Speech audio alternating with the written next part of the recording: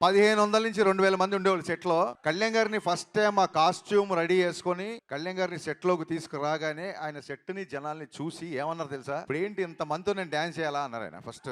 అనగానే సార్ మరి దేవిశ్రీ ప్రసాద్ ఇచ్చిన బీట్స్‌కి, ఆ మాస్ మూవ్‌మెంట్‌కి మరి ఈ మాత్రం స్పాన్ కావాలి సార్. అనగానే ఆయన ఏమన్నారంటే, "సరే దేనికైనా మానవ ప్రయత్నం ఇంపార్టెంట్. నా ప్రయత్నం నేను చేస్తా" అన్నారు. అనగానే నేను కొంచెం అలా సీరియస్‌గా అలా చూస్తుండిపోయా. అప్పుడు నా మొహం చూసి ఆయన, "నువ్వు అలా ప్రతిదానికి చిన్నబుచ్చుకోకు, సంపేద్దాం పద" అన్నారు. సో ఆ రోజు నేను ఏమనుకున్నా అంటే నన్ను మోటివేట్ చేయడానికి అంటున్నారేమో అనుకున్నాను. కానీ లోపలికి వెళ్ళాక ఆయన ఫుల్ గా డాన్స్ కూడా చేయలేదు. ఫస్ట్ రిహార్సల్ జస్ట్ ఇలా చూసుకొని స్టార్ట్ మ్యూజిక్ అని ఒక రిహార్సల్ చేస్తే సెట్ క్లాప్స్ విజిల్స్ దద్దరిల్లిపోయింది.